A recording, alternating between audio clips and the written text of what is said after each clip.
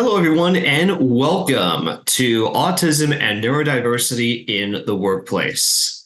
I'm your host, Matt Nelson, and joining me are a panel of guests who have some connection to either autism or neurodiversity within their place of work. Today's topic is working with autism or neurodiversity in collegiate athletics. Before we begin with questions, we're going to go around the room so that everyone can introduce themselves. I'm going to go last. So we'll go in, I guess, counterclockwise based on how everyone is pictured on my screen. So with that being said, AJ, we will start with you. Hi, everyone. Thanks for joining us. My name is A.J. O'Hagan, and I'm on the autism spectrum. I have a younger brother, Nikki, who's also on the autism spectrum, as well as my goddaughter, Natalie, who's also my niece. She's on the autism spectrum, and she is 8 years old, and she has a lot of energy. And my brother is awesome, and he's sort of like my best friend. He is my best friend practically, and yeah, we have so much in common. Plus, it's been a great experience. I have another best friend, Allison Hogue, on the autism spectrum. So autism has had a big impact on me, not just for myself, but for my family members and friends. And I'm the sports information director at Monroe College, Bronx. I've been involved in college athletics since my freshman year of college in 2007. And I've been full-time in college athletics for over 8 years now. And it's been a lot of fun. It's been a great experience. And looking forward to talking with you guys tonight. And it should be a lot of fun. All right, thanks, AJ. And real quick, before we get to our next member of the panelists, when were you diagnosed as autistic? I was diagnosed when I was 2 years old. I wasn't speaking at all, and my family was concerned, so they took me to get evaluated, and that's when I got diagnosed with autism. All right, very good. Next person on the panel is Mike Pugliese. Mike, the floor is yours. Right. Hi, everybody. I'm Mike Pugliese. I have a very different kind of experience. I am on the autism spectrum. It's just kind of a different experience for me because I was diagnosed very late. I wasn't diagnosed until I was 18 years old after I graduated high school because I was more towards, or I am more towards the higher functioning end. So I guess as younger, you're going through, childhood, teenage years, all that. It's not something that I guess was picked up on, or at least I didn't pick up on it. I had to, go for some tests because of some stuff for college, and I met with a psychiatrist, and he was like, "Hey, by the way, you're on the autism spectrum." And I said, "Come again?" I was just kind of out of nowhere. So there wasn't any way that sent me to get a test for it, or it was something that was even thought of. I just happened to go into a psychiatrist because I had to get a test one day, and that bombshell got dropped on me, and naturally I kind of panicked and started doing research. And oh my God, am I gonna be able to have a normal job and live a normal life and all the rest of it? And kind of thankfully I have. And as far as my connection to the sports information world, I was full time in sports information for 5+ years. I made the decision last summer to get out, but again, I don't, to my knowledge, I don't have any relatives that have. Actually, no, my cousin's son just recently got diagnosed. Actually, in the last few months or so.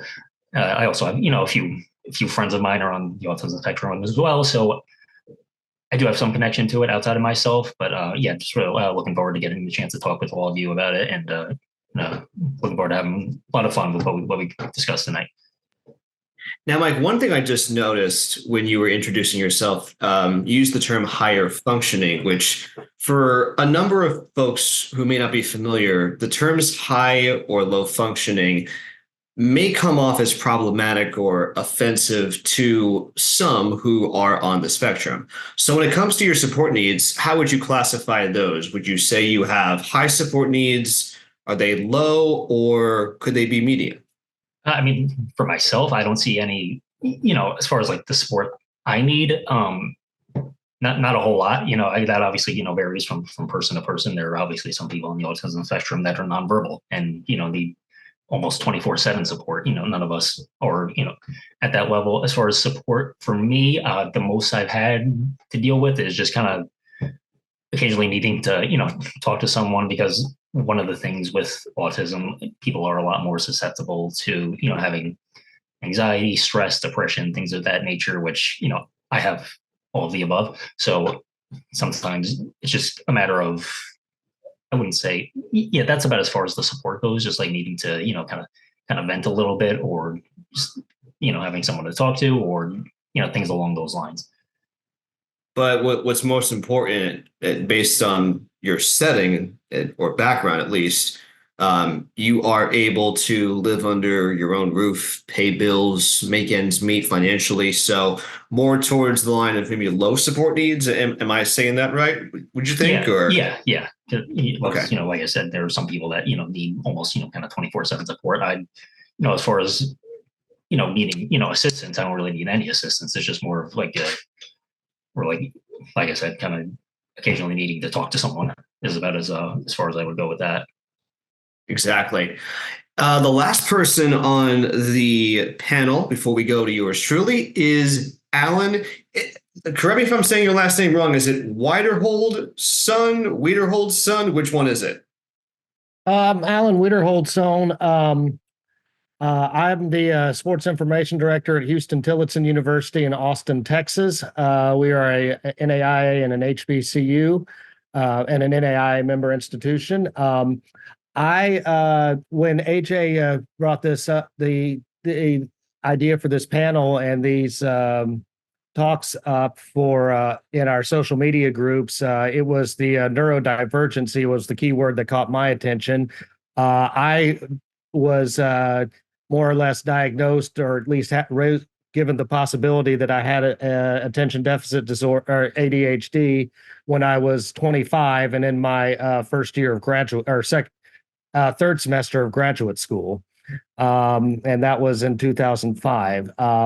I've at the same time, I was diagnosed with depression too. So for me, I haven't had a lot of experience in terms of dealing with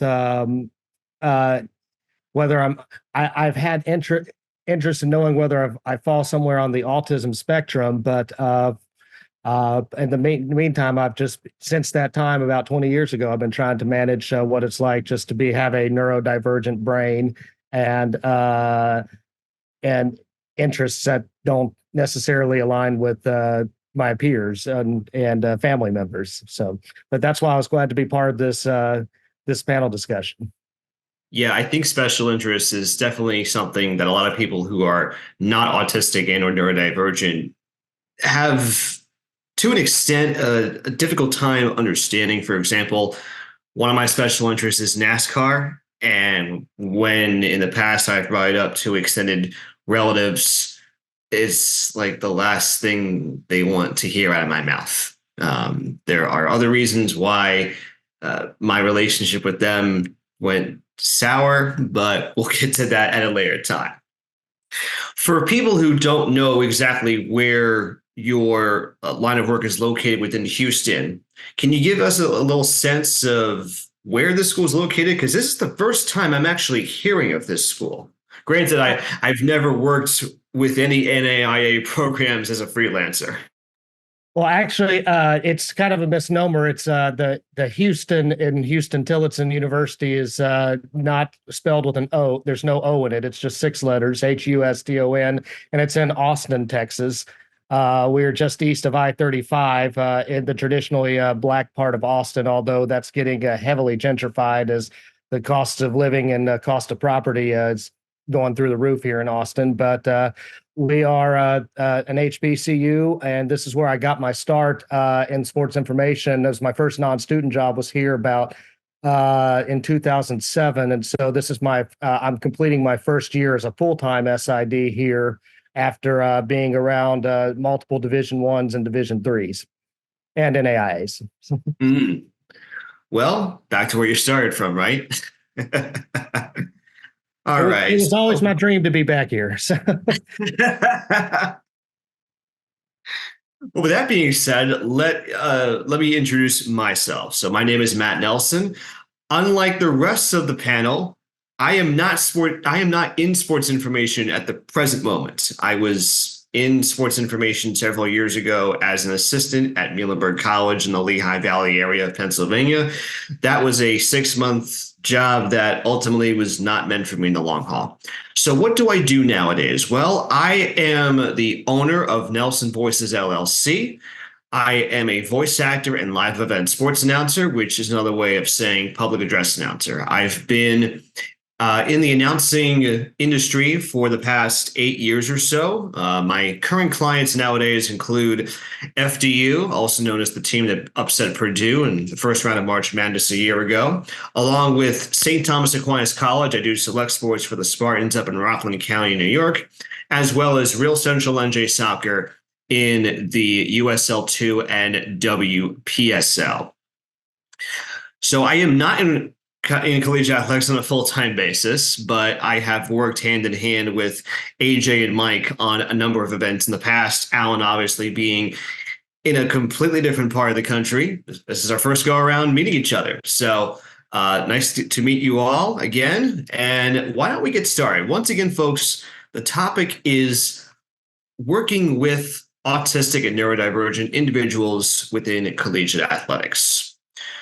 So the first question is a bit of a generalized way of getting things started. And the question is, what does being a neurodivergent individual mean to you when working, or if you were to put yourself in someone else's shoes, say a collegiate athlete, when it comes to playing in collegiate athletics? Whoever would like to go, please raise your hand.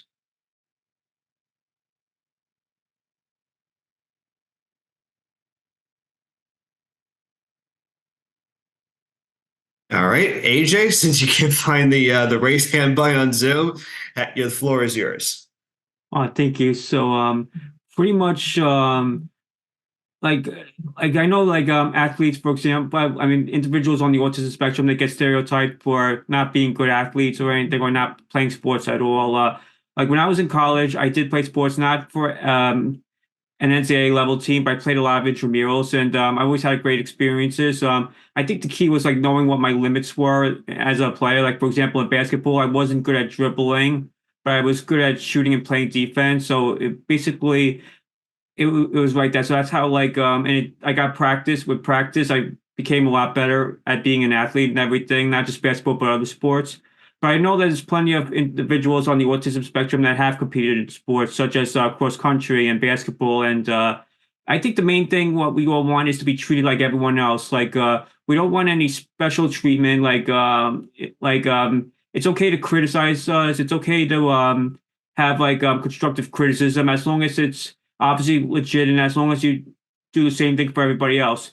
On the opposite end, if you're the only one that's getting criticized just because you feel like the boss feels like it's much easier to criticize someone with a disability or on the spectrum because of the negative stereotypes we face, and that's an issue as well. The main thing is we just want to be treated equally, pretty much, and I feel like that's what leadership is. Whether it's positive or negative, we just want to be treated the same way you would treat a neurotypical, for example, which means a person that doesn't have a disability.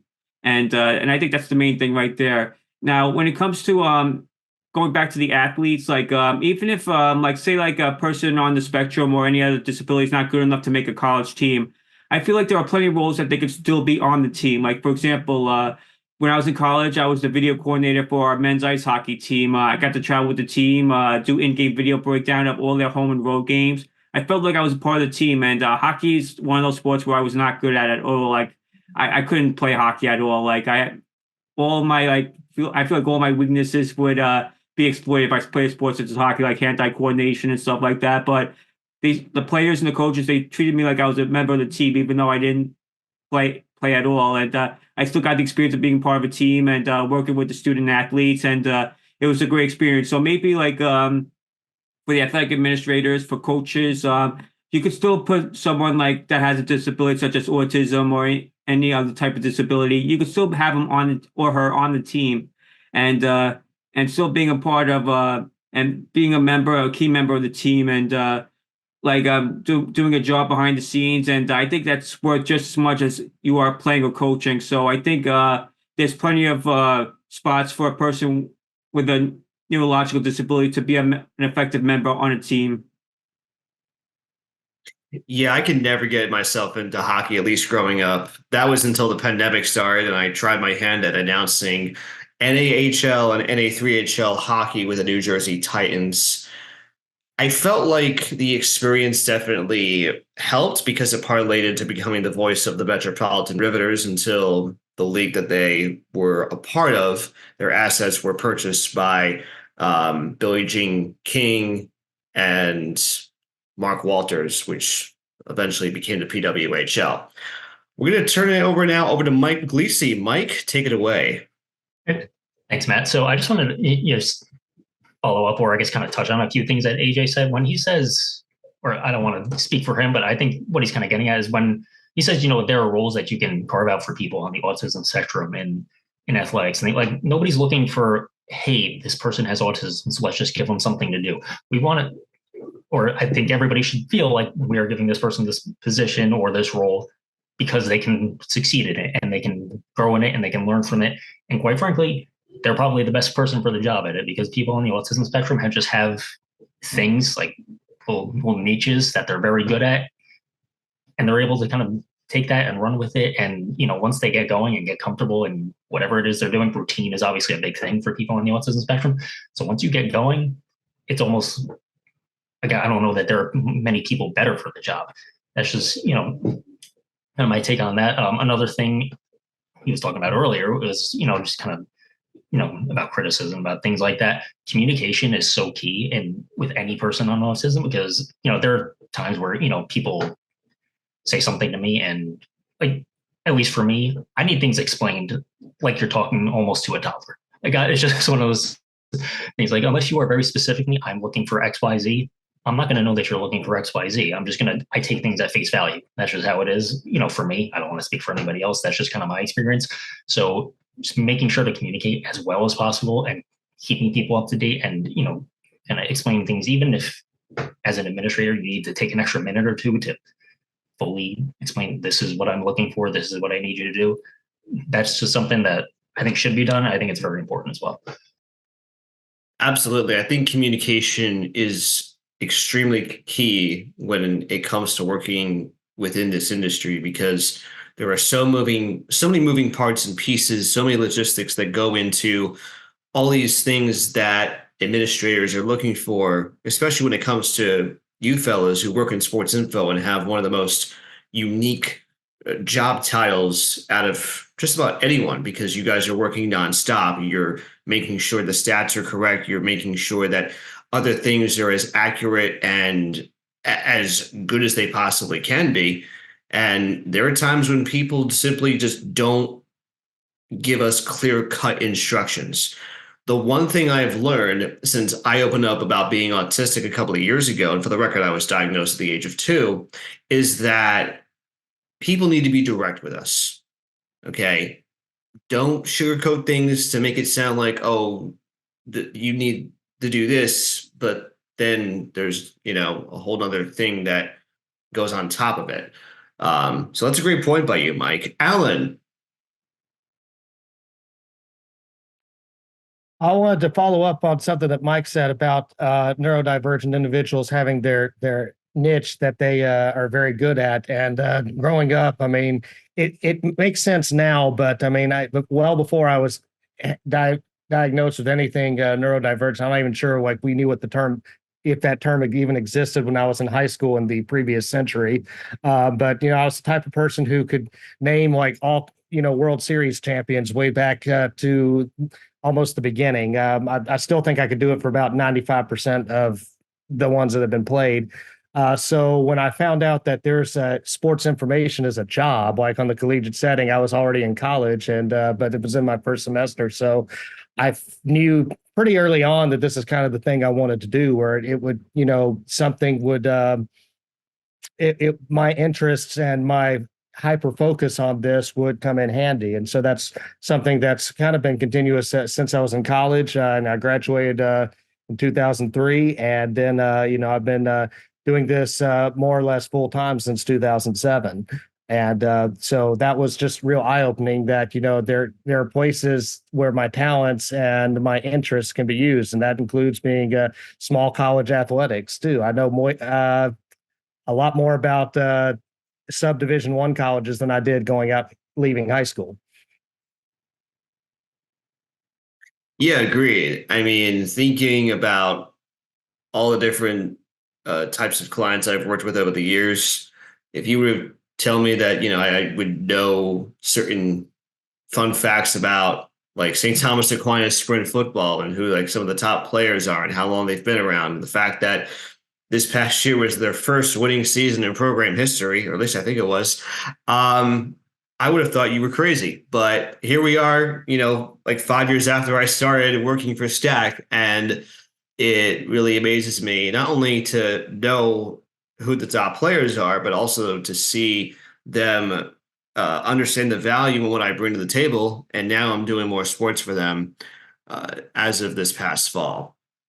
We're going to move on to our next question, and this has to do with the ADA, and we'll touch base on this as well. So, the Americans with Disabilities Act prohibits workplace harassment and employment discrimination based on an individual's neurodivergent condition, as well as employer retaliation against employees who report or complain about discrimination against those who are neurodivergent. So, how does your employer or employers prevent discrimination against them in the hiring process? So AJ, go ahead.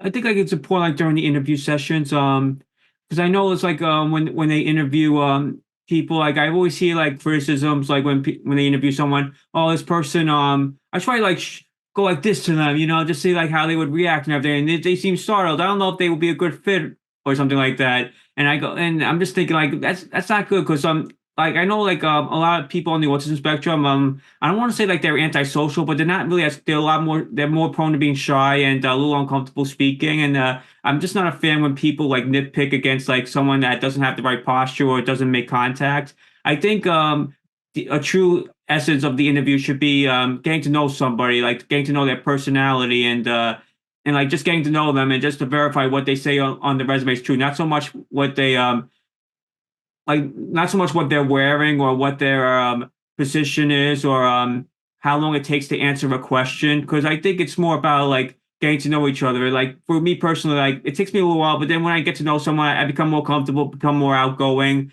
But you won't realize that in an interview. Like don't like deny someone that's clearly good for the job just because of some minor signs, pretty much.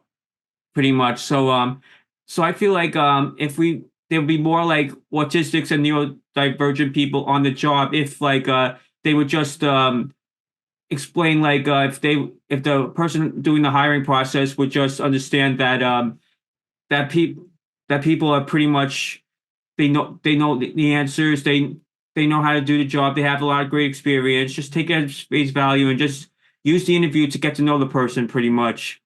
Thanks, AJ. Mike, the floor is yours.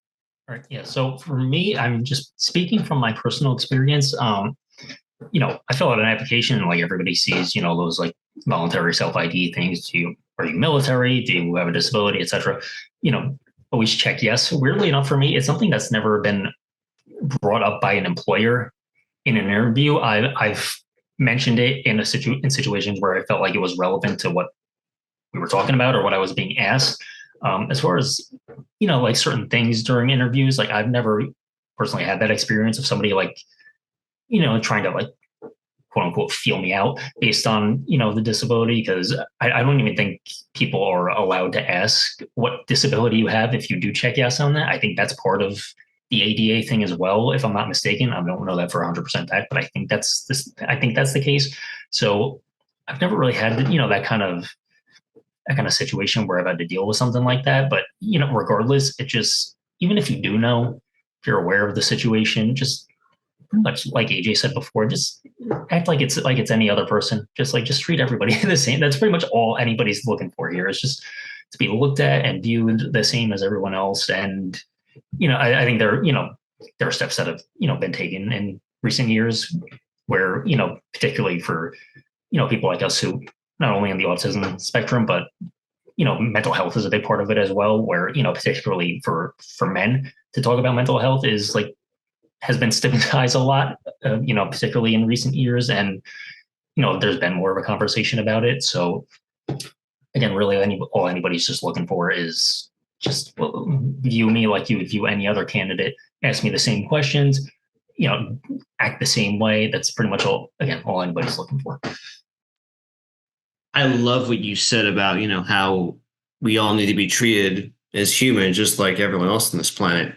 And there have been a select number of occasions, not anything recently in my time in working in sports, but every once in a while, someone will notice the neurodiversity lanyard that I wear with me wherever I go. And it does make them curious. Or if I'm wearing my Loop Experience earplugs in a loud or noisy environment, they'll ask about those if they're like hearing aids or like, hey, why are you wearing these? And for me, the simple answer is I have sensory needs. Now, if they want to know more about that, well, then it's up to me to decide, do I want to go into further detail and tell them I'm autistic or I'm neurodivergent or, tell them I have ADHD? Or is it information that I feel like this person could use to say something that may not come out necessarily appropriate for me? So it really is up to you when it comes to, being dealt these questions. Maybe not by an administrator, but maybe just by any ordinary colleague that crosses your plate. So AJ and Mike have already gone. Alan, that means you're the last person who needs to respond.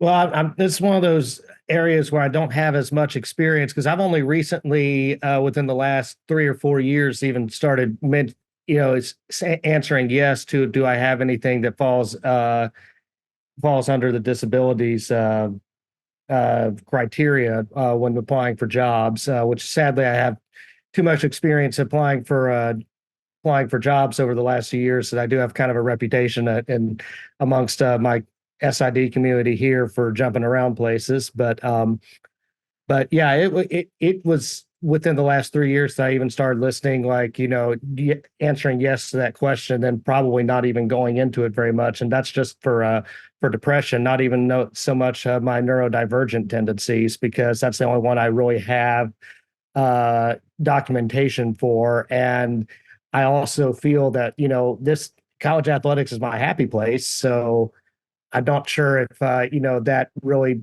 becomes a factor in, do I need accommodations for my job? So so what Mike and AJ have talked about are very enlightening to me. And that's, so I feel like as I'm giving information in this podcast, I'm also receiving a lot of great information in this podcast that could help my career in the future.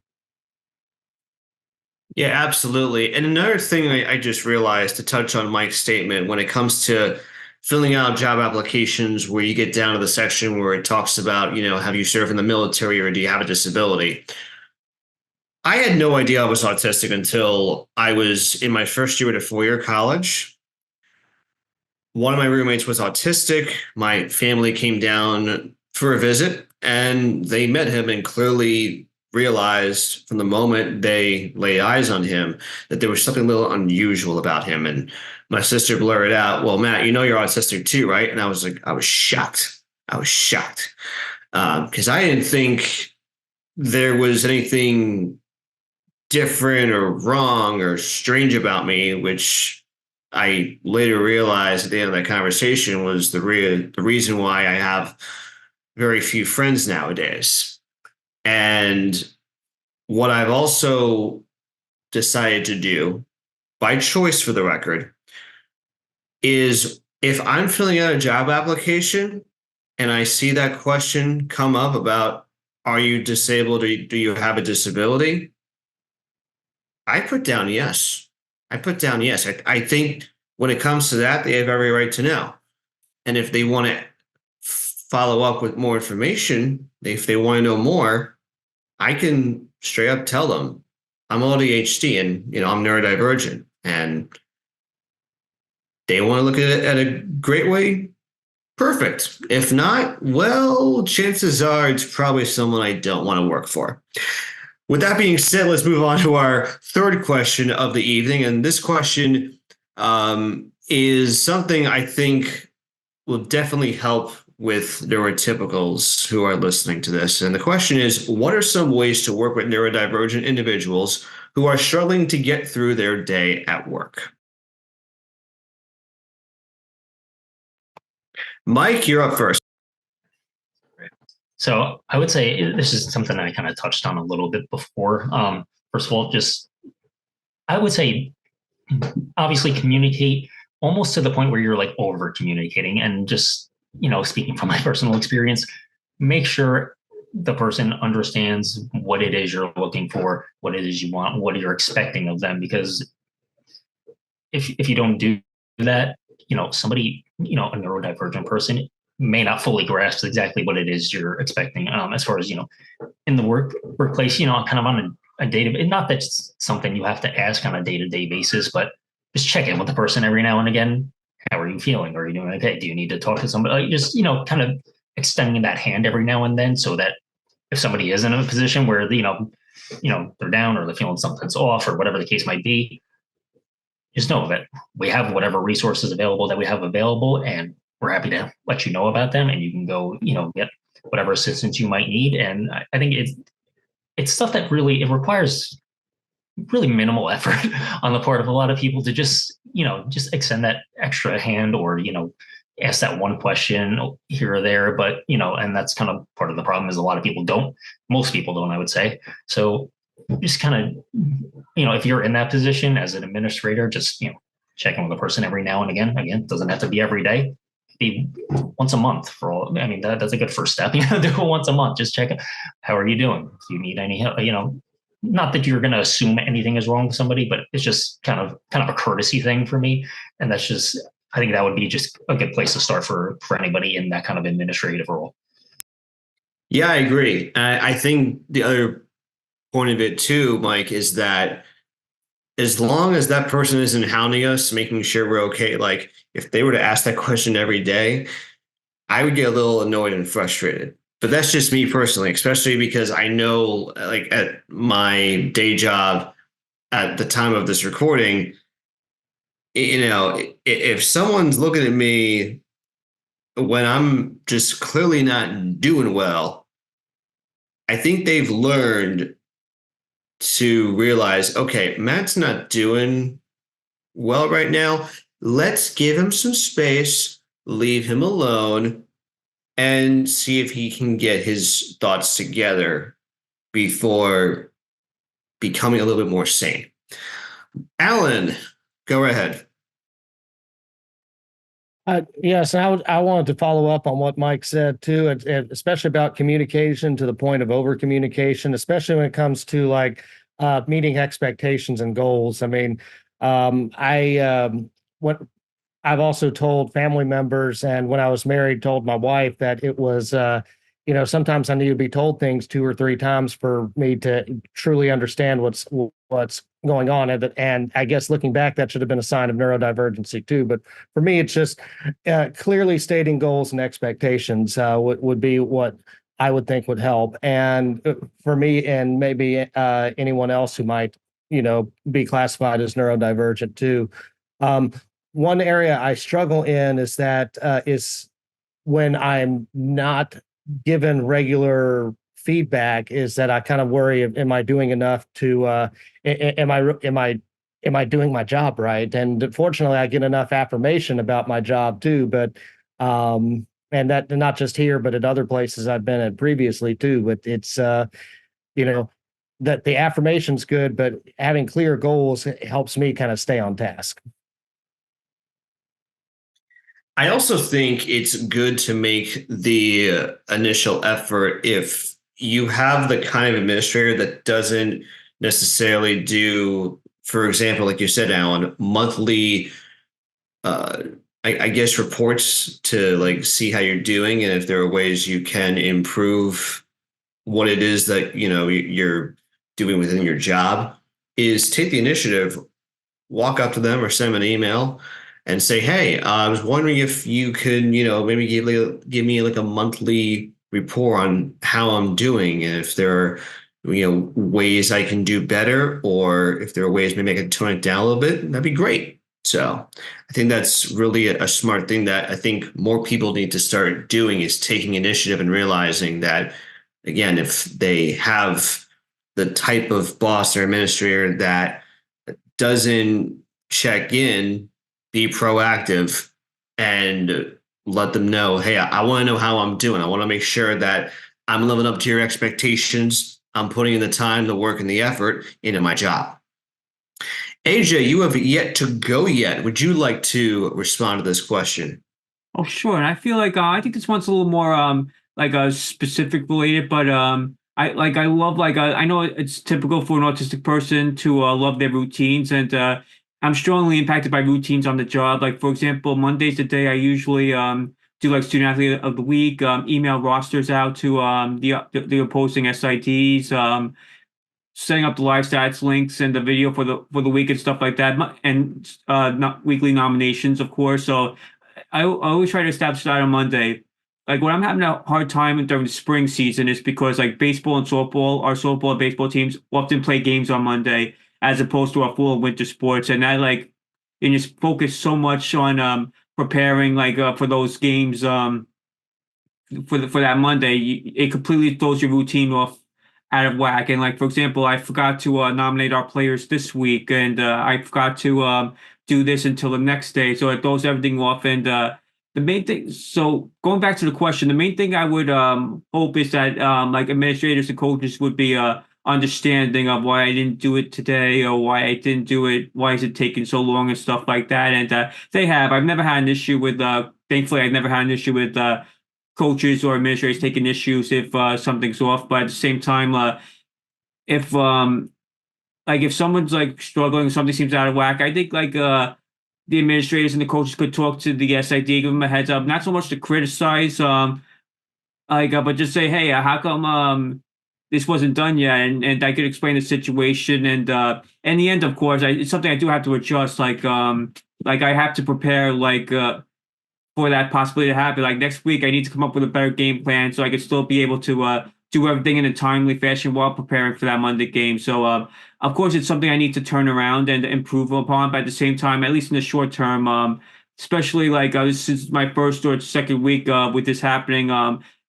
Just everyone, if they could be patient, and I'll be able to get it all done. But it's probably just going to be a little different. I have to change my routine a little bit, and if it's still an issue the fourth or the fifth week, then I gotta seriously assess something, because it still needs to get done. It still needs to get done. I can't make any excuses, but at the same time, if they can understand that it's a little bit of a learning curve, and by the third or the fourth week, if we have those Monday games, I'll be able to set a new schedule, prepare for my other usual Monday routines. And this kind of touches based on my next question. And the question is, what are some strategies you or your employer have worked with when it comes to figuring out the strengths and weaknesses of an autistic and or neurodivergent employee, or an autistic and or neurodivergent independent contractor? I know some of the people in this room are both. So, Mike, go ahead. There we go. All right. So I would say, for me, there was never really a specific strategy where there was I sat down with somebody and we came up with a game plan of, this is how we're going to address X, Y, Z. Maybe that's something that should be done. For me, on the most part, things were just kind of done on the fly. If there was ever a situation that kind of arose, we would, just kind of sit there, figure it out as we went along. That's again, just kind of, how, I've had, going through my career, in college athletics, where, it's not like I don't want to say I ever hid the information from anybody. I didn't just bring it up for the sake of bringing it up. It was, it was relevant to, the job or whatever it was. I would, kind of tell people, hey, I'm on the autism spectrum, XYZ, blah, blah, blah. I'm not asking for anything special. I just, need you to be as clear as you can with me. And that was pretty much the end of that. As far as, plans to I guess, address situations. It was just, if something ever came up on my end that I needed, or if there was something that was kind of lacking on my end that, a manager or whoever needed to bring to me, they could bring it to me. And that was, we would just kind of take it on a case by case basis. But I don't know, maybe, it's different for other people who worked in other places, but I never actually had a situation where we came up with like a formal plan. And that's something now that you bring up, it makes a lot of sense because you can kind of, when you do it that way, you can kind of prevent any issue before it comes up in some situations. Some things you can't, but that's a situation where you potentially can. So having that kind of planning going ahead of time, I think is something that actually is a very good idea and something that a lot of places should be kind of thinking about getting into. Yeah, absolutely. I feel like going in with some sort of plan can definitely help make things better, not just in the short term, but also in the long term.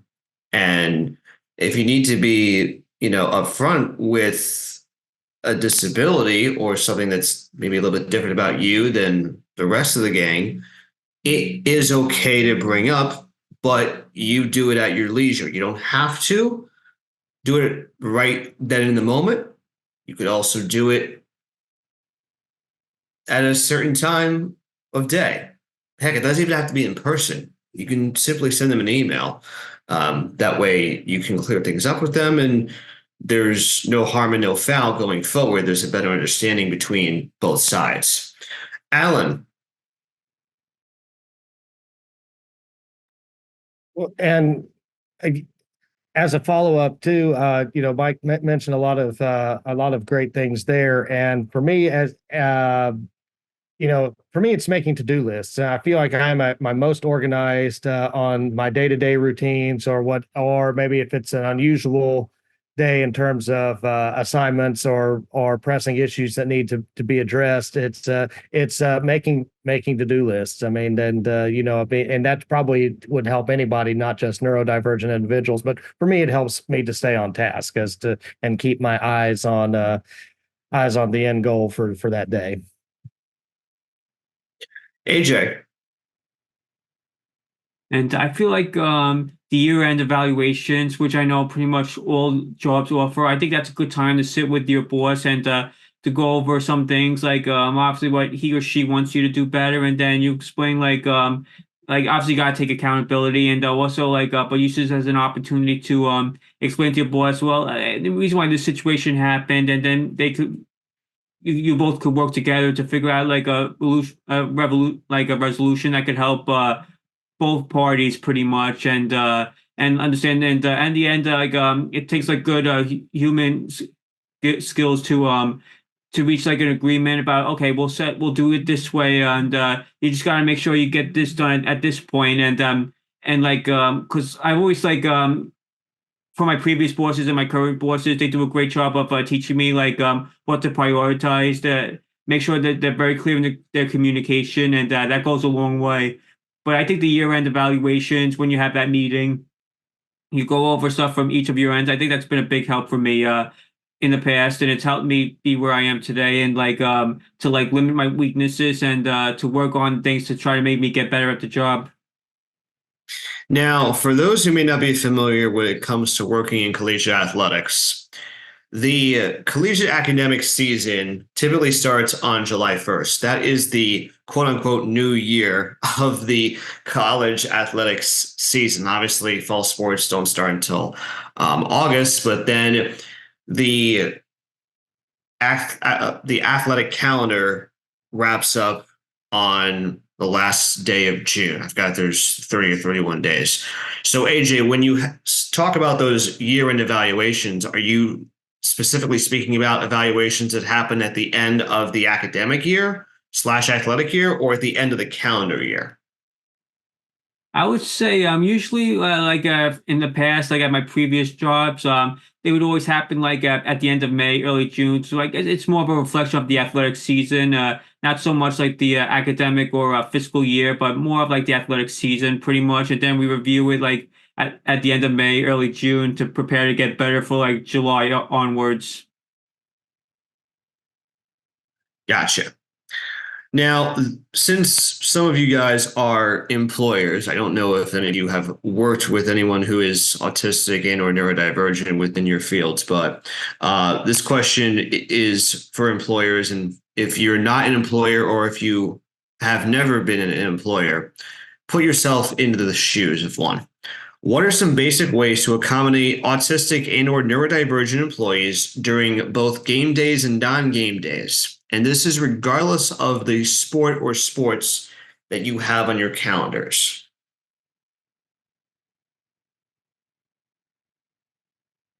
AJ. I think the key is just to like I said with the routines, just try to do best you can. Like I would say maybe at the beginning of the year or the week, just say like, hey, what do you usually like to do during game days? What's your routine? Do you like to have meetings or to prepare for this upcoming game night or game day, or do you need to like work by yourself and just be just let the expression says let yourself cook, just get all your responsibilities done on game day and get everything done, and then the game day happens and then you execute the game. But I also think a big part is and this is not so much like on the autism spectrum or any disabilities, but I would feel like if somebody wants to come in at 12 o'clock at noon for a 7 o'clock game, but not be in the office till 12 o'clock, I think that should be fine, because I know it's not so much a disability issue, but you don't want to have burnout. You don't want to burn out your employees. So I think maybe letting them come into the office at 12 o'clock, get a good night's sleep the night before, just because it's going to be a long night of writing recaps, working the game earlier, and then preparing the game leading up to it. So I think it's just letting them do their routines, and but I think it's important for us to communicate with our bosses as well, say if we were the bosses, we make sure you say hey, anything you need, your schedules or anything, just let us know, and that's what we gotta do ourselves. Like me as an employee, I gotta let my boss know, at least request, hey, can I come in late this day, or can I just spend a couple of is it possible we could reschedule our meeting until the next day, because today's the game day and I just want to prepare and everything. Obviously communication's a two-way street, but usually if everything's stored up well in advance and we communicate with each other, things will be a lot better. Things end up being a lot better. Mike, go ahead. Yes. So first of all, to bounce off what AJ said, I'm a very big proponent of the 12-hour rule. Meaning, if you don't leave until 11, you don't come in till 11 the next day. I think that's always a 12-hour rule has always been my kind of go-to, and I'm a very big fan of it. Sometimes, obviously, not possible, but try to use it when you can. If you're an employer, just to, again, like AJ said, kind of avoid burnout to some extent. I mean, this is just a profession where burnout's inevitably going to happen at some point or another during the year, particularly during this very time of year, or I guess a month ago from now, because crossover. But something, to kind of go back to the question of what an employer can do, this is something that I never did while I was actually in the profession. But now that I look back, it's something that I think I probably should have done and would have been a very good idea, is to just, write things down. As far as game day operations, this is everything we need. If we're doing, we have baseball today, what is everything we need to bring to the field? What do we need to do? What time do we need to be there to make sure that everything is up and ready to go in time? And troubleshooting stuff. If something goes down, here's our checklist of here's what we do to get things back going up. So just having actually something written down on a piece of paper could go such a long way to helping somebody, because when things kind of go sideways, you're kind of in panic mode and you're trying to do the first thing that comes to your mind. But if you actually have something right there in front of you where you sit there and say, okay, here's what we do when this happens. It's just something, it's such a little thing, just kind of writing it on a piece of paper. But to me, I feel like it's something that could go such a long way in kind of helping make those stressful situations just a little bit less stressful. So that's something, as an employer, I definitely would do. I probably should have done that while I was working in the profession as is. It's just something I never thought to do, but it's just something I think would be very helpful even for people that aren't on the autism spectrum, just having that whole checklist. Here's what we need. Here's what time we need to get there, X, Y, Z, and you just kind of go from there. For anyone who is or is not in sports, the three key words I just took away from Mike's response: write it down. Otherwise, you're going to forget. Now, if you do have the kind of, mental thinking where you can, put things in your head, okay, that's different. But it is also never a bad thing to write things down. Alan.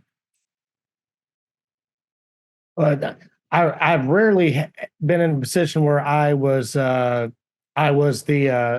supervisor, but I would, as both a subordinate and as a supervisor, I would think, that the things that both Mike and AJ said, and would be key here, and that it is write it down and communication. I think that applies whether it's game day or any other aspect of the job. I mean, game day is where people will notice, are more likely to notice your mistakes, but I think that that same principle applies. Make sure you have well communicated ideas and responsibilities, and everyone's on the same page. And also, I do need to hold myself to that 12-hour rule a little bit better too. Even though I'm getting better at it now, but it should be still maintaining that for life work balance. Gotta love that 12-hour rule. You leave at 11 or 12. You don't come in until 12 o'clock the next day. Love it. I now want you guys to put yourselves into the shoes of an employee, a student worker, or an intern for this next question. What are some accommodations you'd like to discuss with your employers if you are obviously autistic or neurodivergent?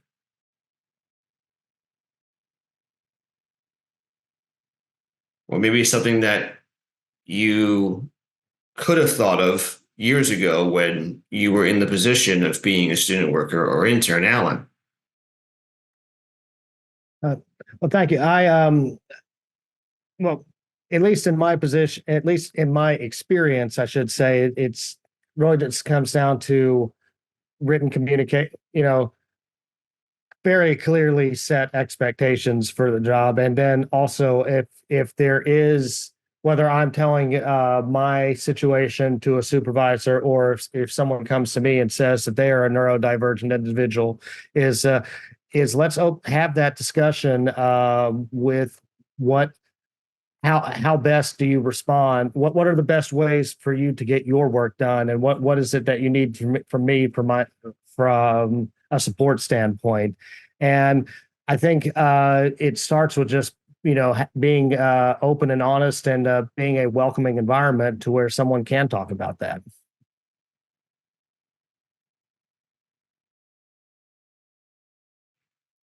I'm sorry, I was just muted, and that is on me.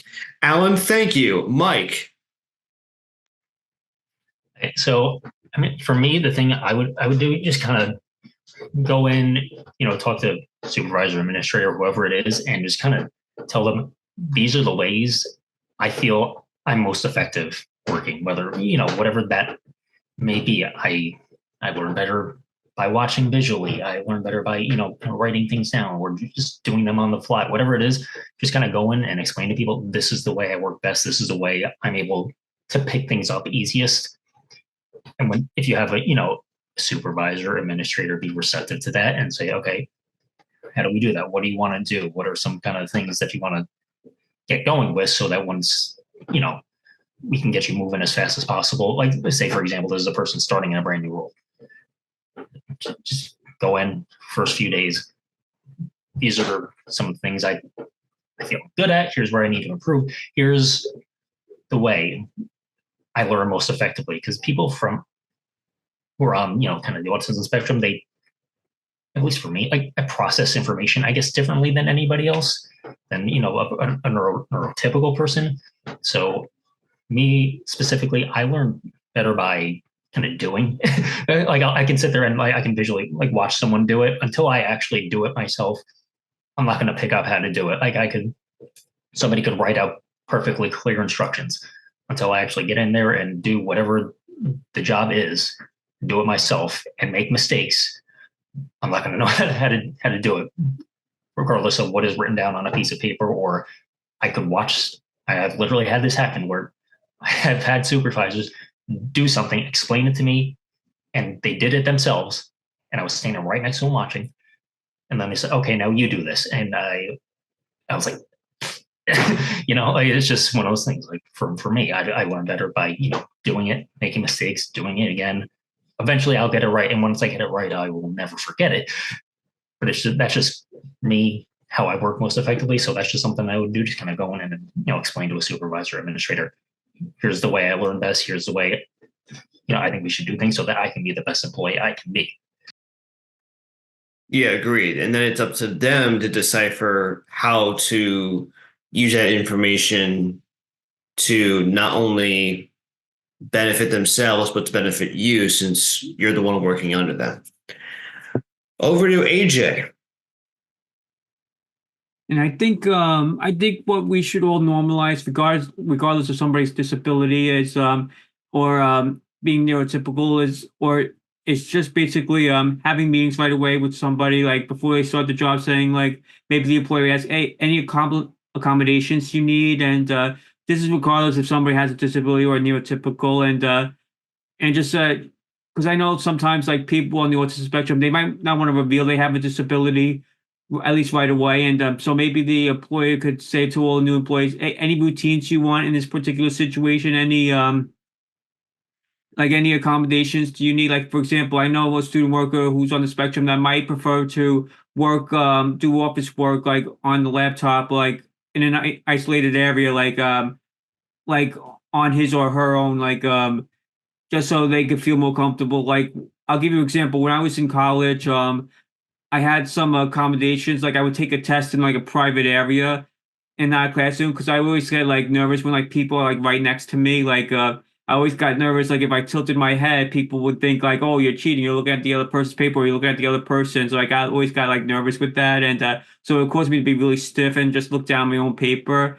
So I wanted like more breathing room. So they gave me they let me take my test in like a private area, like a private like closed off area, and so basically that same thing could happen to that student worker. Like so, maybe the student worker could bring up, I would when I do my office work on the laptop, I prefer to do it in an area like away from people and stuff like that. So I think we should normalize for all new employees, I'm asking any special accommodations or something like that. Excellent, excellent. Now, I want each of you guys to put yourselves into the position of being an autistic / neurodivergent athlete. I know some of you guys have played sports when you were younger, whether it was in elementary, middle school, high school, even college. The question is, what are some accommodations you've discussed or would like to discuss with coaches and administrators? Again, put yourselves in the shoes of an autistic or neurodivergent athlete, not worker, but as a collegiate athlete. Alan. Thank you. I was a kinesiology major myself, so I went through some of the coaching classes, and some of the best advices I got for coaches that were given to me by my professors who were coaches at my university is that knowing that not every player is going to be the same, and that's not necessarily just advice for dealing with a neurodivergent athlete. I mean, that's just knowing that every athlete is different. You're not going to be able to. I think the best coaches are the ones who realize that you can't. Some of them you can yell at them and work them like a dog and they respond, and others that aren't. It's just really knowing the strengths and weaknesses of and the personalities of your athletes. So I think that is I think that's just part of the coaches. What makes a successful coach is knowing how to push the right buttons for your athletes. And I think knowing who is neurodivergent or maybe even autistic is part of that. You brought up a great point, because one thing that I've started to notice over the past few years is that regardless of what level of collegiate athletics I'm working in as a freelancer, I don't always see the same athletes who haven't graduated continue on with that specific sport from year to year. And a lot of it has to do with how their coach is when they're around them. They're not a fan of how they are speaking with that individual. And so they think the best thing to do is either drop out, or if they want to continue their collegiate athletic career, they go transfer somewhere else and hope that their experience at said school is a much better experience than at their initial school. Mike? So I think one thing, like every kind of coach in that situation should understand, if you're a student athlete in that position, by and large, obviously this isn't the case for everybody, by and large, people on the autism spectrum do not respond well to somebody screaming in their face. Not that many people do, but particularly people, me, if that happens, I shut down, I give a blank stare, and I don't say a word. I'm just, okay, just get out what you got to get out. Obviously, I know we're running out of time, so I'll try to make it quick. But I would just try to communicate to that coach as much as you can. I can take it chewing out. Like if I did something wrong, I messed up, I can take it. Just do it in a normal way. Don't get 2 inches away from my face and scream at the top of your lungs, because I am not going to respond to that. I don't know many people, obviously, regardless of neurodivergent or neurotypical, that will, but just particularly people on the autism spectrum, a lot more delicate to a situation like that. So if you need to rip me for messing up, but do it in a reasonable way. Now we need to hear from AJ. Again, the question is, what are some accommodations you've discussed or would like to discuss with your coach and or administrators? I feel like I'm gonna try to just think about myself in the moment, pretending if I was a student athlete. I would probably just go up to my head coach and say, "Hey, coach, is it okay if maybe once a week I could have a quick 10-minute meeting with you just to go over some stuff, maybe even do some personal talks and venting?" Because I always looked at my coaches as mentors who have really helped me in the past. And like I said, my hockey coach, even though I wasn't a player, I always looked up to my coach who always helped me out with in terms of my future, after college and stuff like that. I would always talk to him. Maybe make that personal connection with your coach that could help you out a lot better. That way, if he does like call you out or something, he's doing it at least him really well, so it's much less of an impact. But Mike says, that doesn't mean it's good to have a coach yell at your face and stuff like that, but at least if he criticizes you, he knows that at least you care about him, and because you established that personal connection with him or her as the head coach. And I think it's been I think that could really help. And also use the time to go over your strengths and weaknesses as a player, what you need to get back, what you need to get better. I know I would not be a fan if I got called out in a meeting, during a film session, and if I got called out publicly by my in front of my teammates, by my coach. That way, I could explain to the coach, hey, anything you need me to get better, and coach could maybe pull up the film and say, well, here you did this and you did this and everything. And so I think that'll be much better. So that way, I know sometimes coaches do have to criticize a play, and since it'll have to be at an individual person when going over film, but at least maybe you could be prepared for it in advance, and just when the coach repeats it in front of everybody, you'll be prepared for that to happen, and it'll take less of a blow. So it's basically like that. Basically, it's establishing connections, and maybe if you're comfortable speaking to your coach about being on the spectrum, just saying hey, look, I have certain strengths and I have certain weaknesses as a player and as a person, and you could go over with the coach. That way, the coach could be prepared, and just the coach could still help you try to improve and everything. And I think that's the best way. But bottom line, it's all about communication and establishing that relationship with your coach. Yeah, absolutely. That way there's a much better understanding of how the two of you need to communicate moving forward in case something like that does arise. Gentlemen, I now would like you to put yourselves into the position of being an employer. Now, just for clarification purposes, I know AJ, you have been and are currently the head sports information contact at your school. Alan, are you or not? Yes, I'm the only sports information person at my school. So. Okay. And Mike, in your previous jobs, have you been the employer or have you served under someone? Both. Mostly served under someone. When I was at Pace, I wasn't an employer because it was a one-man show there, but yeah, I was the head at that point in time. Okay.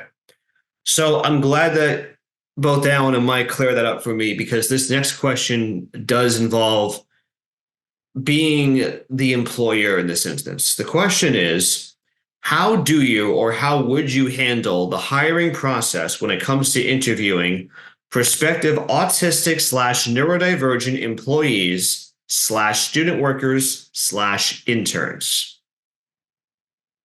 Mike, go ahead. Oh, sorry. All right, there we go. So one thing I would do, and like it's kind of obviously it's a delicate thing, because a lot of times an employer may not know about it if it is a situation where you do know about it beforehand. I think it's just a very good idea to reach out to this person a few days before said interview. We know you're coming, whatever day. What can we do to make you as comfortable as possible in the setting? Is there anything specific you need? Is there anything you like from us? What can we do for you just to kind of make it as smooth a situation for you as possible? And I think most of the time it would be, very minor things, if any, in those kind of instances, but just having, kind of, for me, if I was in that position as a possible, employee, just knowing that somebody was like willing to just take 5 minutes out of their day to just send an email or call me or whatever, just to offer that. It's like it's something minor, but it does really go a long way in showing that people do actually care about you and your situation and are wanting to help you. So that would just be something I would do, in that kind of situation. Just reach out to somebody a few days ahead of time and just kind of go through those questions. Do you need anything? Are you looking for anything specific from us? And more importantly, what can we do to ensure this situation is, as comfortable for you as it possibly can be?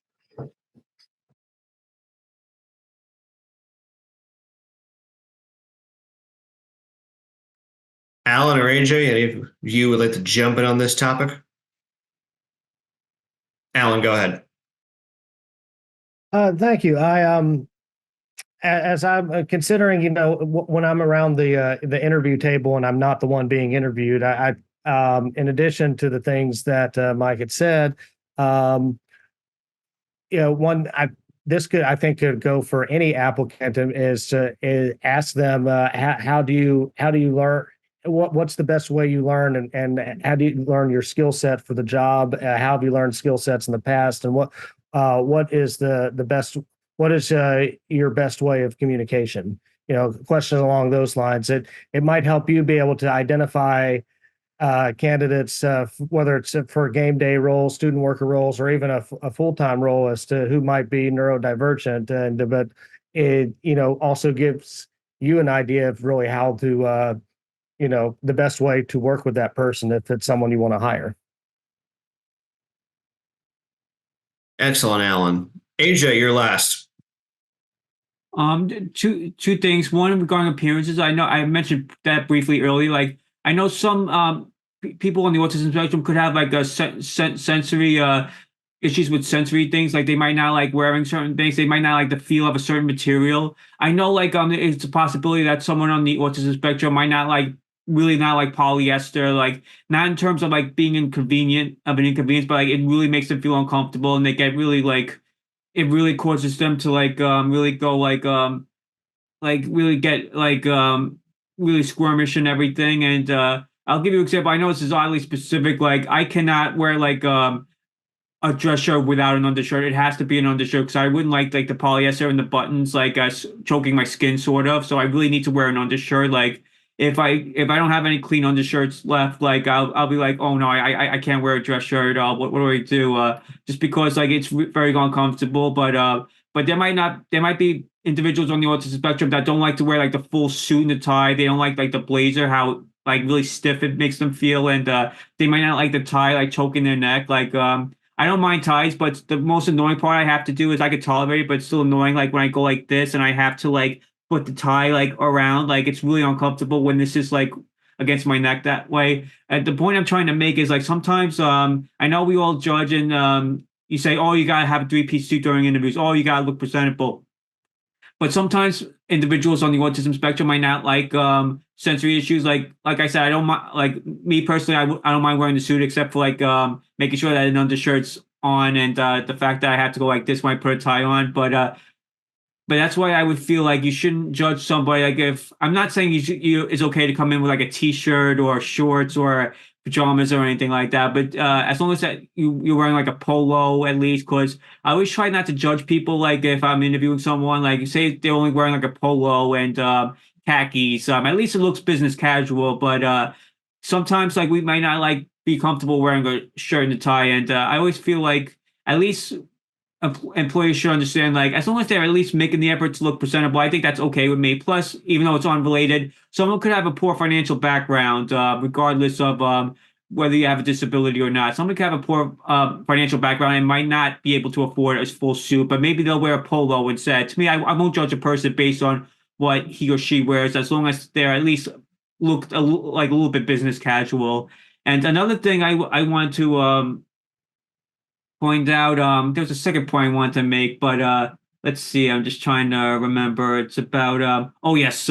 Sometimes individuals on the autism spectrum or having a disability, since like being neurodivergent, our brains function differently. It could be slower for us to take in information. It doesn't mean we're dumb. It doesn't mean we're slow. It just sometimes we have to like hear a question, we have to like articulate it in our minds, and sometimes like we won't be able to answer for like maybe like 10 full seconds or 20 seconds, but it's there. We just gotta process it. Then we come out it's and like it come out verbally. Like I always feel like when employees try to do that, oh, I want to test their quick thinking skills, so I do this, or I put them in this situation. But to me, like sometimes even in problem solving, it can cause like critical thinking. Like you need to have critical thinking. You need to take your time, think of something like, the cliche with journalism, you could be first, but you gotta make sure it's accurate. Otherwise, you're gonna end up looking ridiculous. I feel like it's the same way. Like, don't be too judgmental. Like, if it takes someone a long time to answer because they're just thinking about it in their minds, like it takes a little longer for neurodivergent and autistic individuals to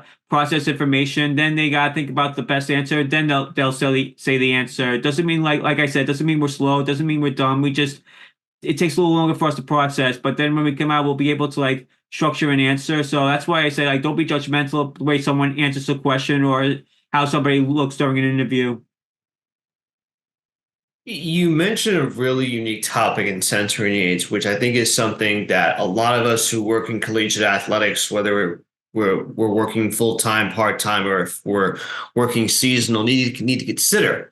As I had mentioned earlier, I have loop experience earplugs that I bring with me to just about everywhere I go. Some people also find headphones work when you're in certain environments, whether you're in sports or not. So you've already mentioned apparel and how the feel of certain types of fabric may not be doable for you, whether you're in job interviews or you're in the office or you're working a game. What about those who need to have certain types of objects in their ears or over their ears so that they can feel a little bit more comfortable within their job? Talking specifically about earplugs or headphones. Yeah, I think absolutely that's fine. I think just as a courtesy, I think the individual should let the employers know about the situation, and because I know if somebody walks in, like I know this is a little bit of a off related, but I was not used to like employ like some of my coaches when I was in college. Like I didn't realize that headphones were also used like to talk on the phone, so I would just walk in and I say, "Hey, how you doing?" And then the headphones are small too; you can barely see them. And then my coach would just go, "Oh, I'm on the phone." I go, "Oh, wow, I had no idea that was a phone." But I think like but going back to what you asked, like I think it's important just like give the employees a heads up. Hey, I usually like to use my headphones in certain situations, just to give you a heads up, and the employer should at least should accept that. I think they should like if it whatever makes you work better, and I think that works out great. But I think the employee should let the employer know, just so like the employer is aware, because it would look kind of strange if somebody has like in a certain situation someone would have their headphones on, which it's okay, but I think you should at least let the employers know.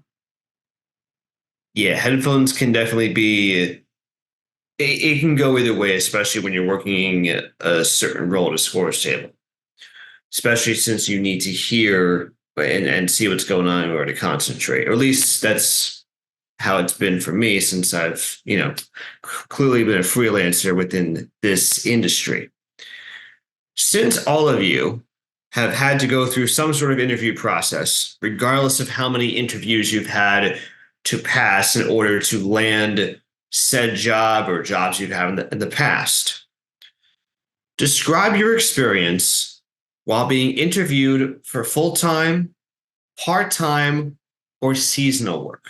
So it could be anything from being the head sports information contact, maybe you're a part-time person in the office, maybe you're a GA, or maybe you're a student worker or intern. What has the interview process been like for you? Mike, you're up first. Well, for me, I would say just because, for the most part, pretty much where it starts and ends as far as the interview process is kind of a little bit what I talked about before, just kind of checking that box on the application. And it's something that it's kind of a double-edged sword because an employer may know about it, but again, like I said earlier, I don't think they're allowed to ask about what your disability is in an interview.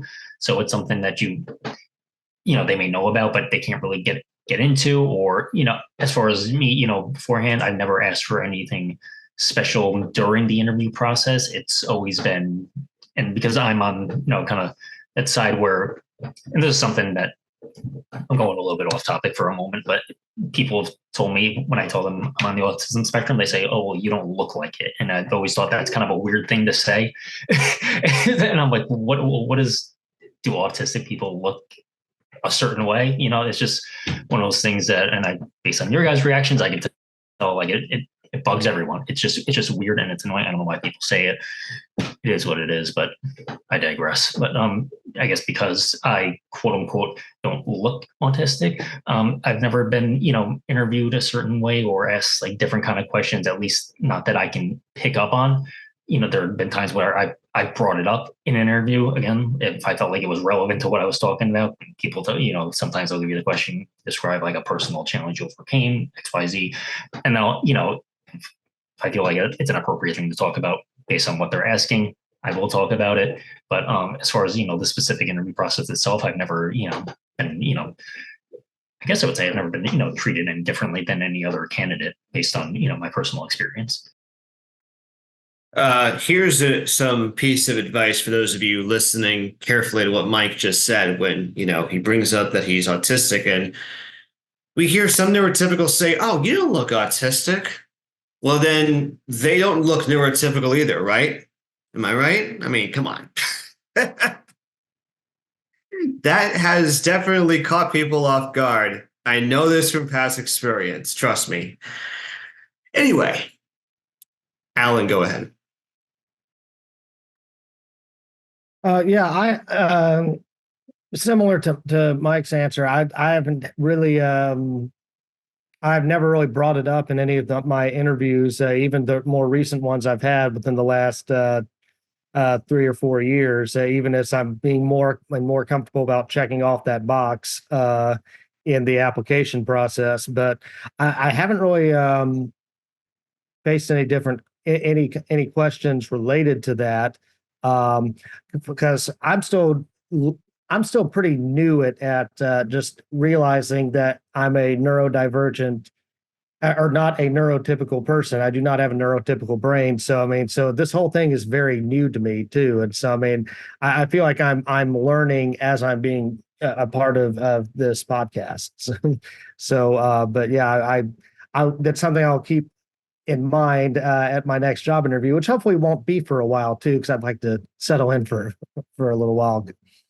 You'd also like to keep the job that you've had for a while too, rather than, bounce around, because I think the more jobs you have in your resume, especially in the early portion of your career, the more people are curious about, like, hey, like, why were you here this amount of time? And then why were you here that amount of time, et cetera, et cetera. So yeah, definitely understand why you would not want to put yourself in the interview process right after, you just get a new job, or, after you get back to your old employer, in your case, Alan.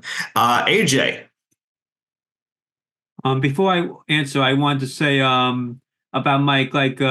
I know, I discovered tonight that you were on the autism spectrum, and back to what you said about like now local autism. I had no idea you were on the autism spectrum. Like I met you like a few times, especially at EastCom, and like I had no idea like you were on the spectrum, just because like you said, there's no such thing as looking autism, like looking like you're autistic and everything. So but so and also like my best friend Allison Hogue, for example, I just want to give her a shout out. Like she couldn't be here tonight, but like we interacted a few times via Zoom during the dark days of the shutdown and the pandemic, and like she when she called me a couple of weeks later saying that she's autistic, I had no idea because she didn't like you guys said, like she didn't look autistic or anything like that, and so I was like, oh wow, you're on the autism spectrum too. That's awesome. And going back to the now to answer the question, usually I never revealed during interview processes that I had autism, except for some of the interviews that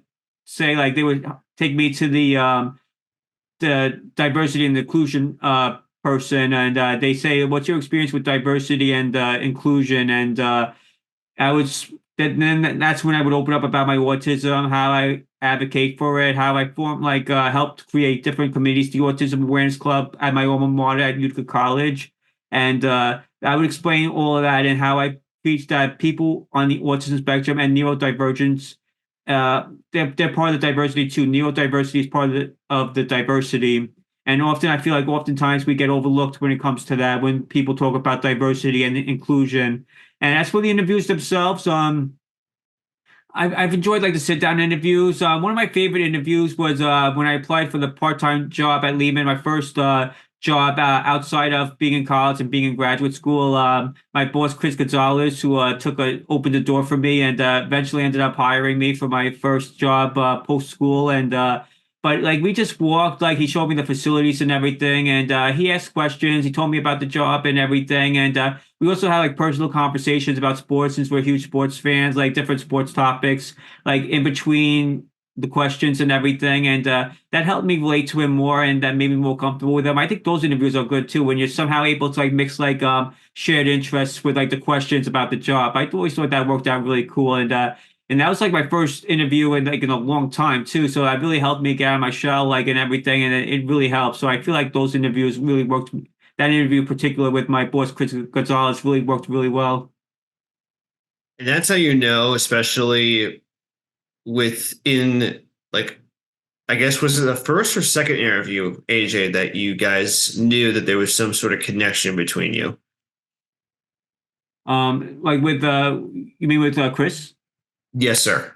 Oh yes. So it was like it was about like just like a couple of months after with my master's, and it was pretty much we knew right from the interview that we had like seemed to have like shared interests, and fortunately I was able to get hired for the job, and yeah, so it was pretty much like the first year, like we knew that we were going to be able to work well together, and of course there's like always been like me being the first year like in a sports information capacity, like outside of being an intern. It had its ups and downs, but Chris was like a great boss, and he really helped me open the door. I remember halfway through the year, he was telling me some stuff he was going through, which naturally led me to like respond with, "Hey, I know how," and I'm actually on the autism spectrum, and so I know like what you go through in terms of like struggles with what you have and everything, and what you go through. And the first thing he said to me was when I told him I was autistic was, "Well, I'm going to treat you just like everyone else did," like which he did. Like he gave me praise when I earned it, but he also criticized me when I deserved to be criticized. But it's always a good balance. He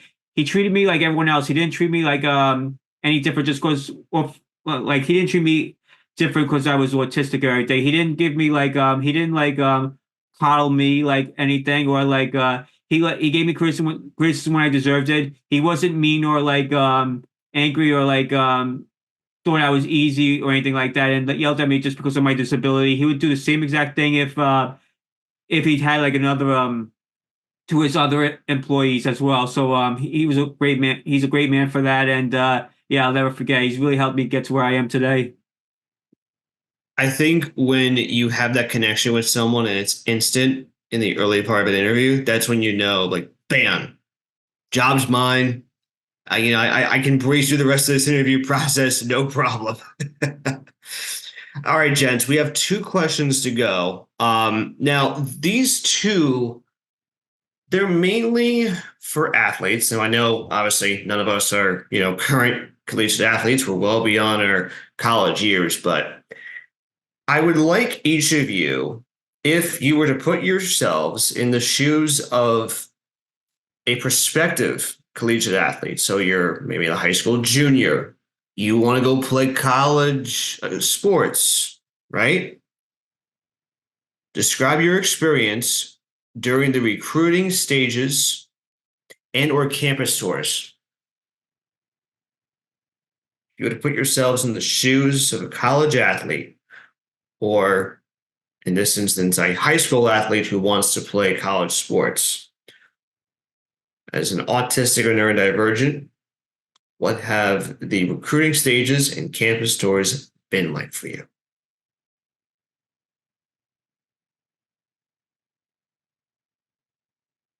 Give you guys another minute or so to get your thoughts in order.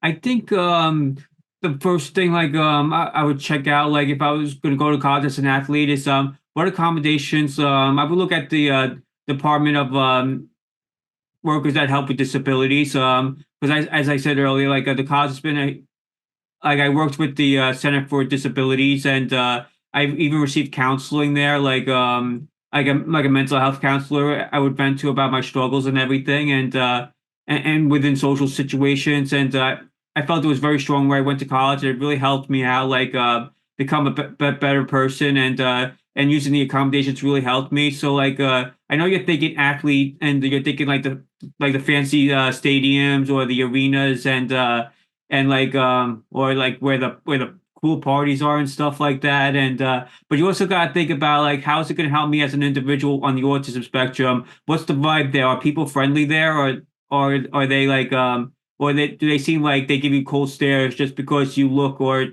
like you basically like act differently, like your mannerisms are different because of your neurodivergence? Because I always feel like autism or neurodivergent, it doesn't affect someone's looks, but sometimes they could have different mannerisms that they could try to mask, like to make themselves look quote unquote normal and stuff like that. But sometimes they just like to be themselves, and their mannerisms might be different, and that could rub people the wrong way for some reason. And if people are judgmental like that, is that the place you want to go to?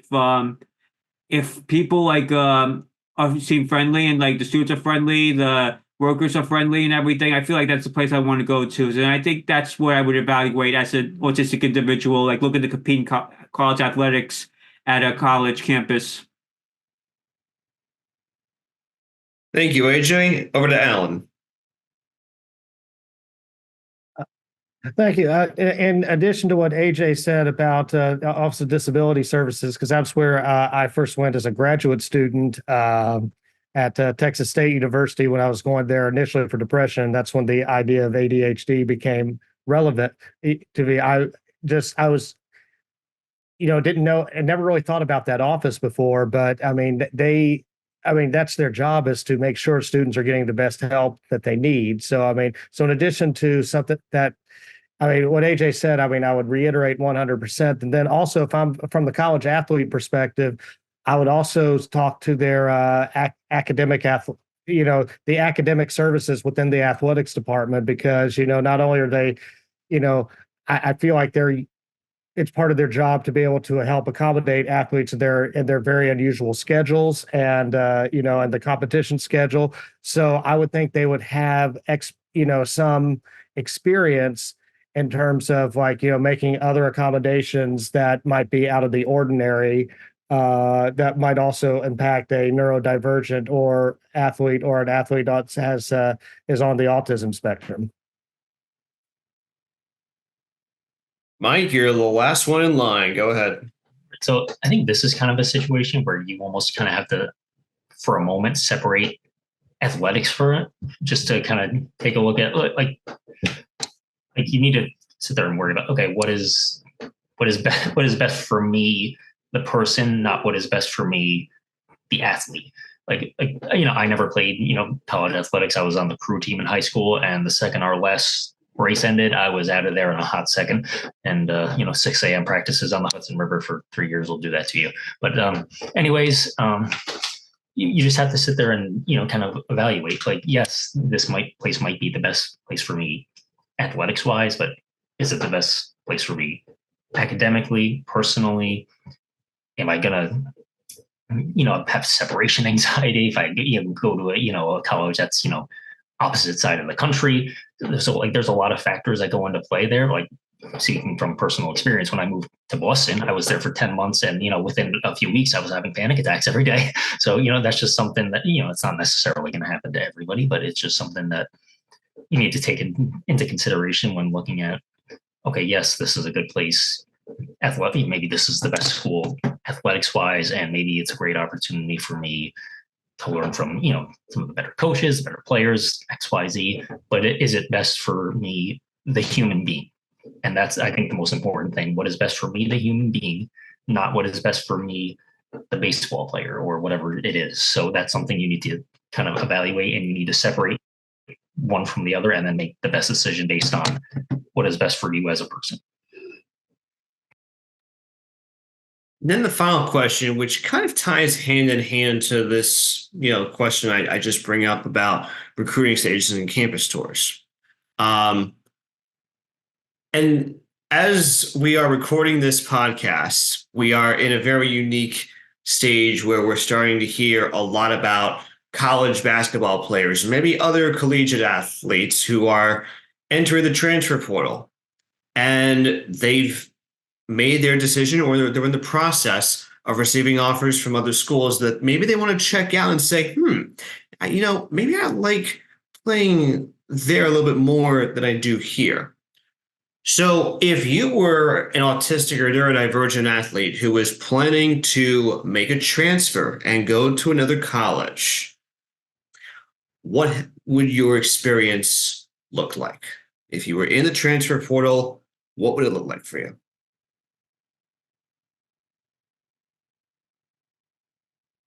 Alan.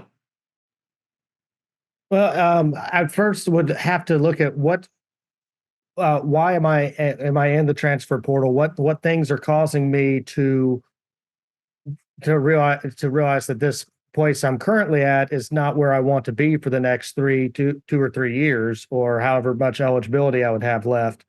And it would also, and if we're talking from a neurodivergent or athlete, or an athlete on the autistic spectrum, it has to be, you would have to look at more factors than just, am I not getting enough playing time? So, but what is it that is not working for my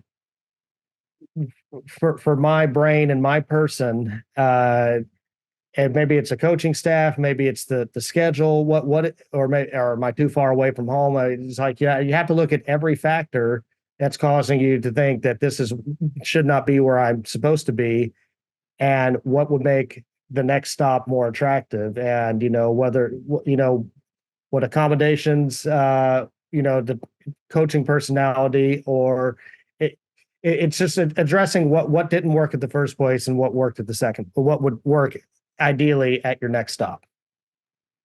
Yeah, absolutely. Because you need to consider a lot of factors into play before you even think about, having that conversation with yourself. Do I like where I am? Do I not like where I am? What would work better if I were to enter the transfer portal?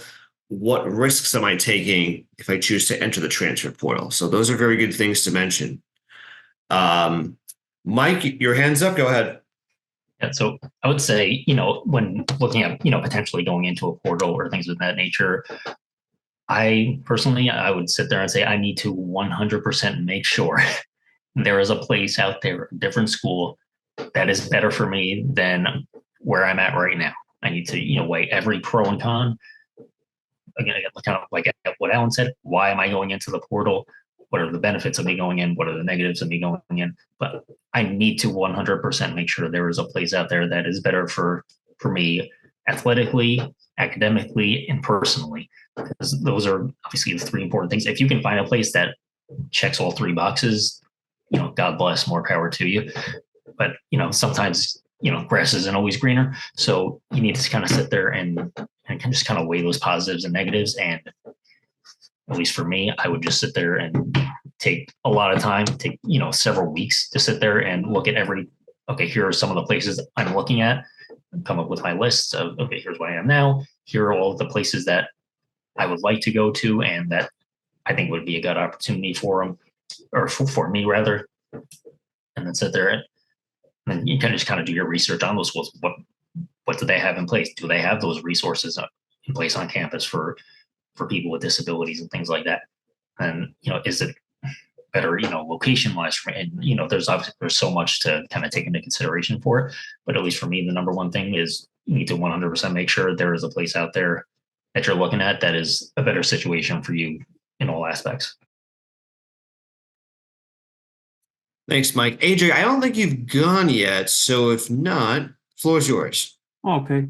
Yeah, I just want to piggyback what Mike said about like the grass always being greener or the grass not always being greener. Like everything may seem like attractive, like on the outside, everything seems perfect. Like I take it the same way when I look at schools, and I may have worked as a per diem, as a freelancer. This seems great. The school seems great, but you gotta be careful. What are the behind the scenes? What the behind the scenes? Because it's all about the behind the scenes. Is everything more of a struggle, and everything just looks great on game day, but everything's more of a struggle behind the scenes? And I think the same thing with the transfer portal. The school may seem like great on TV, it could be in a great location, but you got to figure out, like I said earlier, I think it's worth repeating, like how friendly are the people there? Are they going to be accepting of you for who you are? And I think those are questions you have to ask, and you probably won't be able to find out till you get there. Well, so that's why I would plan at least like a campus visit, get a vibe, maybe test it out, say hi to people, see how they react.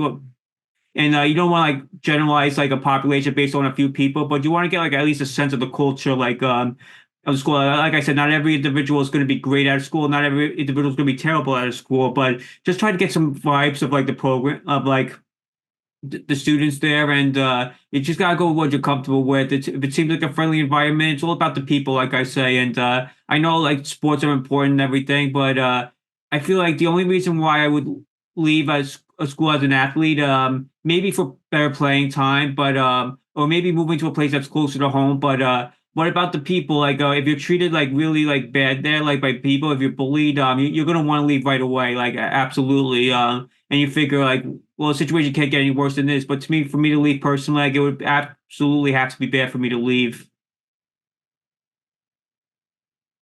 Yeah, bullying can definitely be a big reason why someone would want to leave their current place and go somewhere else where, you would want to be treated just as fairly and as humanly possible as everyone else.